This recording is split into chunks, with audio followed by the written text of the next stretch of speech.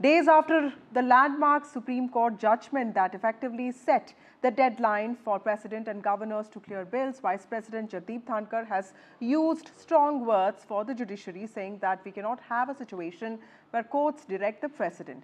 He also said that Article 142 of the Indian Constitution, which gives the Supreme Court special powers, has become a nuclear missile against democratic forces available to the judiciary 24/7. There's more to this. Rajya Sabha MP and senior lawyer Kapil Sibal has now strongly criticized Jagdeep Dhankhar's comments on the Supreme Court's ruling regarding the powers of the President and governors. Remember, the court had ruled that the President must act within a reasonable time on bills and had struck down Tamil Nadu Governor's indefinite withholding of state legislation. Now, Mr. Sibal has argued that governors and President are constitutionally bound to act on the advice and aid of Council of Ministers, and delaying or withholding bills undermines the supremacy of the legislature. Now, in this context, is Mr. Dhankhar's analogy of Article 142 being a nuclear missile against democratic forces, is this fair characterization? What checks need to be put in place, and if they are really necessary? And more importantly, the larger question here, is there really a blurring of lines that is happening when it comes to separation of powers? That is what we discuss in the course of next 20 minutes. Joining me now first is legal scholar Faizan Mustafa. Thank you, Professor Mustafa, for joining us on this broadcast. My first question to you, sir. Do Vice President Jagdeep Dhankhar's comments suggest a violation of the principle of separation of powers? Or do you see this as a justified criticism of judicial overreach, which also happens sometimes? No, Vasudha, we need to understand that what is a constitutional scheme of checks and balances. Unlike the British Constitution, where we have supremacy of Parliament, where it is said that Parliament can do anything except to make a man a woman, woman a man, in India, we don't have supremacy of Parliament, we have supremacy of the Constitution. Accordingly, neither Parliament nor Supreme Court, in spite of word supreme being there in its nomenclature, is supreme. It is the Constitution which is supreme. Thus, the scheme which the Constitution has envisaged is like this. You can pass law as per the jurisdiction given to you by the Schedule 7 of the Constitution.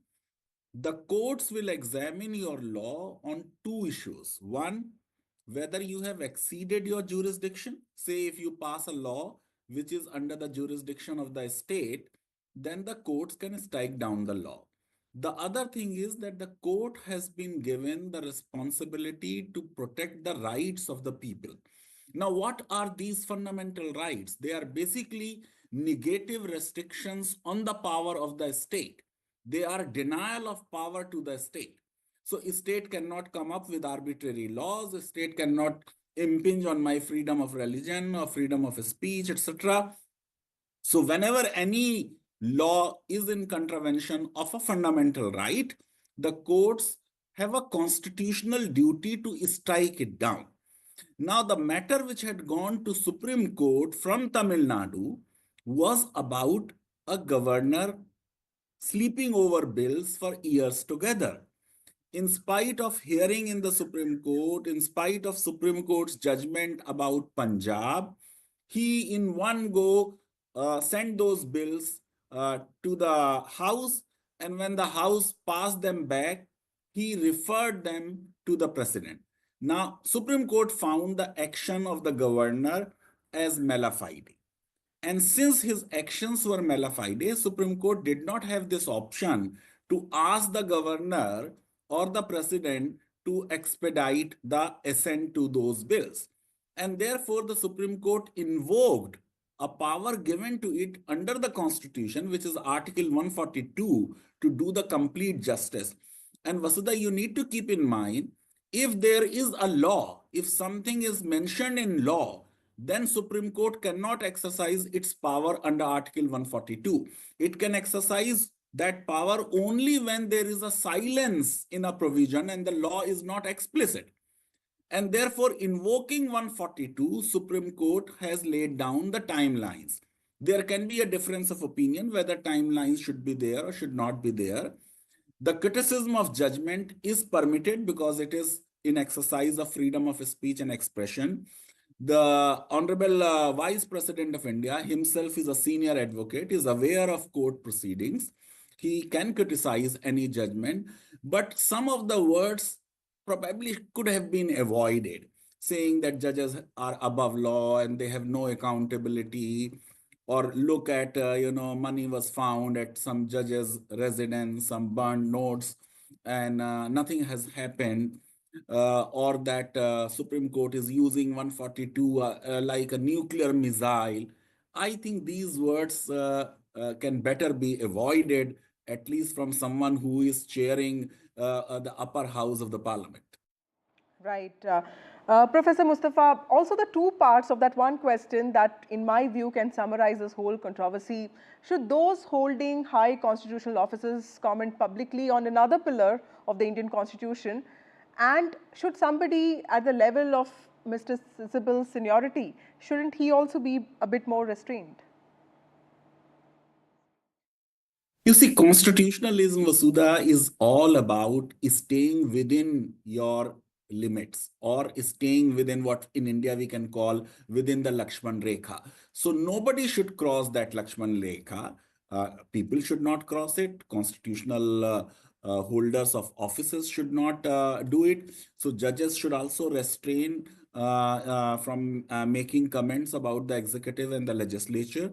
And in our constitution, there is a provision that you cannot discuss the conduct of a judge in the two houses of parliament except when the impeachment motion is under consideration.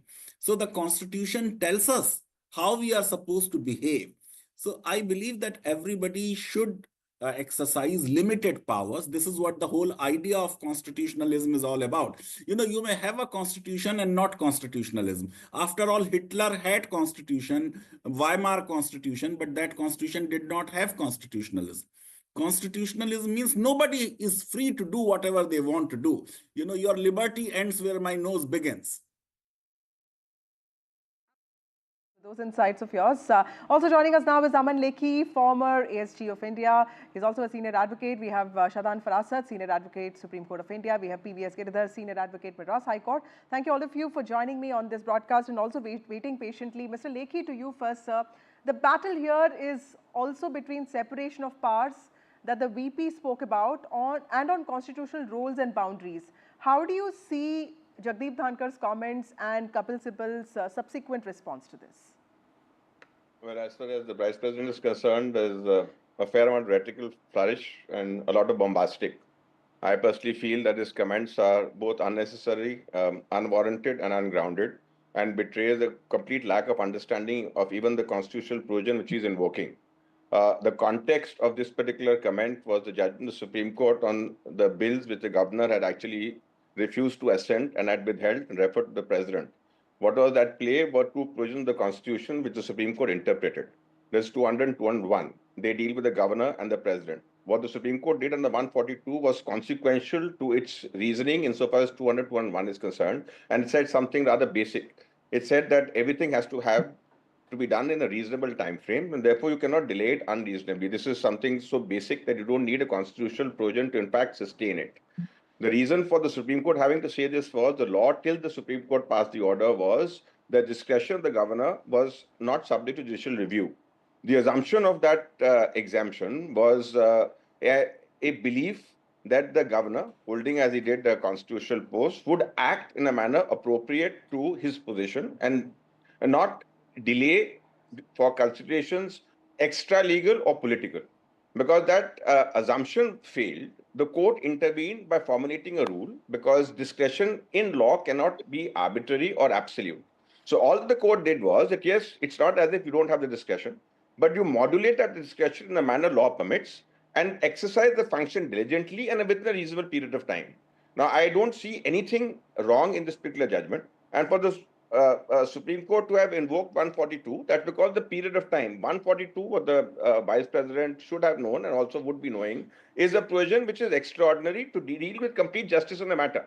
Now, that is vested by the Constitution. Because vested by the Constitution, the court exercises the constitutional power. Right. It's not acting as an alternative policy maker, nor is it breaching the principle of judicial restraint, which is actually basic to our polity. And it's merely discharging, as it should, a constitutional function vested in it. So for this kind of condemnation and criticism which comes from the vice president, I have serious objection because it has a very strong tendency of creating confusion amongst the uninitiated and creating some kind of angst against institution, which in the long run can be very, very, very dangerous for our country. Right. Thank you, Mr. Lekhi, for those insights. Mr. Farasat, taking off from what Mr. Lekhi also said, then how does Article 142, how should it be interpreted in the context of democratic checks and balances? Is there really room for misuse like the VP was talking about, or is it really essential for judicial independence? Because, the question here that people are wondering is also, should the judiciary be allowed to set timelines? And yes, if it is for better governance, why not? See, 142, as every lawyer knows, is a very simple principle. If there is a constitutional silence or there is a statutory silence, then the Supreme Court can intervene and lay down a particular principle to do complete justice. Now, in this case, what was happening, like Mr. Lekhi explained and like Mr. Mustafa before him also explained, Governor was basically exercising a pocket veto, and even if he were to refer it to the President in terms of, for say, there was a conflict with parliamentary law, then there's no timeline over which the president has to decide that. Now, what happens? You have elected government for 5 years. Now, if the president were to sit indefinitely on that, you will lose a lot of credible time. So it makes perfect sense for the Supreme Court to come and say that, listen, and when we say president, for all practical purposes, it means the central government, right? So all the Supreme Court has done has said that the central government must decide if there is a reference by the governor in a certain amount of time. Now, what is so problematic about it that has riled up the vice president, I honestly fail to understand. Because it's something very simple. There was a constitutional silence. There was no timeline prescribed. And therefore, a timeline has now been prescribed. In fact, should be welcomed by everybody, including the central government. Yes, we will do it. Now, the decision is up to them whether in a specific bill they want to say that, oh, it's repugnant to the central law or whatever it is. In a given context, it can be so many different things. But the timeline is welcome. Why does anybody want to sit over a bill? Okay. Least of all the central government, if they want efficiency. That's an important point, Mr. Farasat.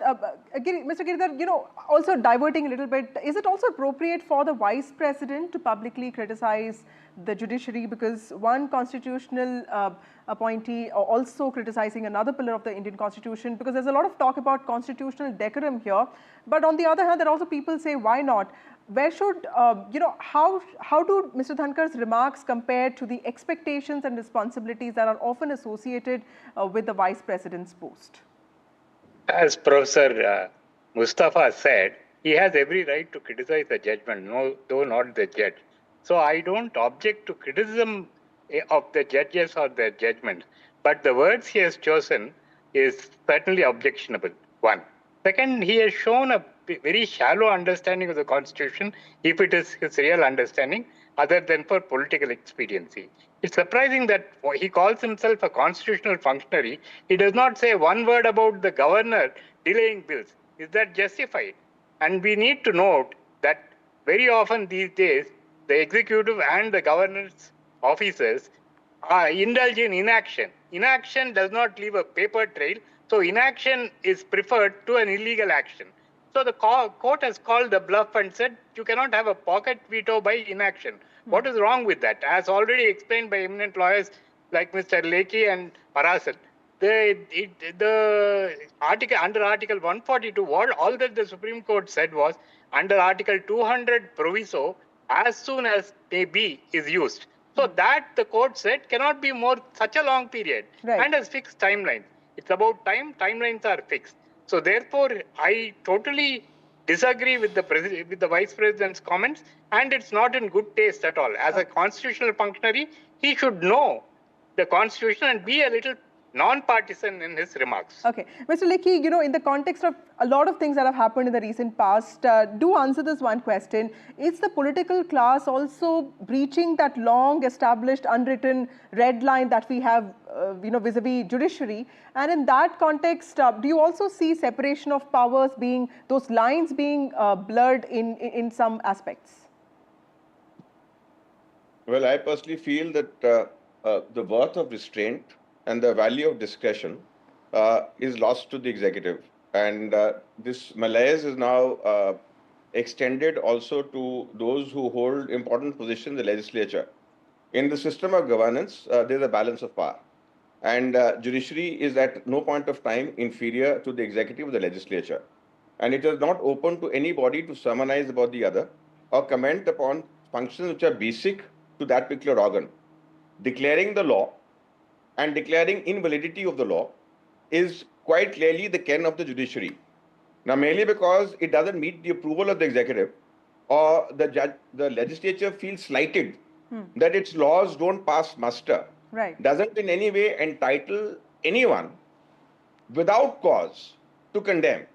And in any case, when you condemn, you have to condemn in a manner as to make the condemnation acceptable.